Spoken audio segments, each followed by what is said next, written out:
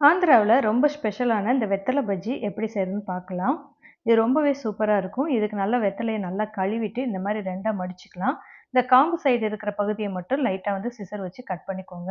இந்த மாதிரி எல்லாத்தையுமே கட் பண்ணி நம்ம எடுத்து வச்சுக்கலாம். இப்ப மாவு வந்து ரெடி பண்ணிக்கலாம். இதுக்கு ஒரு 1/4 கப் அளவுக்கு கடலை மாவு, 2 டேபிள் ஸ்பூன் பச்சரிசி மாவு, அரிசி மாவு சேர்த்துக்கலாம். ஒரு 1/4 டீஸ்பூன் அளவுக்கு பேக்கிங் சோடா, காரத்துக்கு ஏத்த மாரி மிளகாய் தூள், கொஞ்சமா கரம் மசாலா தூள் சேர்த்துக்கோங்க. சேர்த்துட்டு இதுக்கு தேவையான தண்ணி சேர்த்துட்டு நல்லா பஜ்ஜி மாவு பதத்துல நம்ம கரைச்சுக்கலாம். கொஞ்சம் உப்பு சேர்த்துட்டு நம்ம வந்து நல்லா மிக்ஸ் பண்ணி எடுத்து வச்சுக்கலாம். இப்போ வந்து நல்லா இந்த மாரி வெத்தலைய இதில டிப் பண்ணிட்டு, எண்ணெய் சூடானதும் போட்டு மீடியம் ஃப்ளேம்ல வச்சு எடுத்துட்டீங்கன்னா, சூப்பரா இருக்கும். இது சாப்பிடும்போது இது வெத்தலையில செஞ்ச பஜ்ஜி மாரியே இருக்காது. அந்த வெத்தலையோட டேஸ்ட் ரொம்ப இருக்காது. ஆனா டேஸ்ட் வந்து பார்த்தீங்கன்னா, ரொம்பவே சூப்பரா இருந்துச்சு. நிஜமாவே ரொம்ப நல்லா இருந்தது. வெத்தலையில பஜ்ஜினா இது எப்படி இருக்குமோன்னு கூட நான் நெனச்சேன். ஆனா சாப்பிட்டு பார்த்தப்போ ரொம்பவே நல்லா டேஸ்ட்டா சூப்பரா இருந்தது. கண்டிப்பா ட்ரை பண்ணி பாருங்க. அவ்ளோ அருமையா இருந்தது.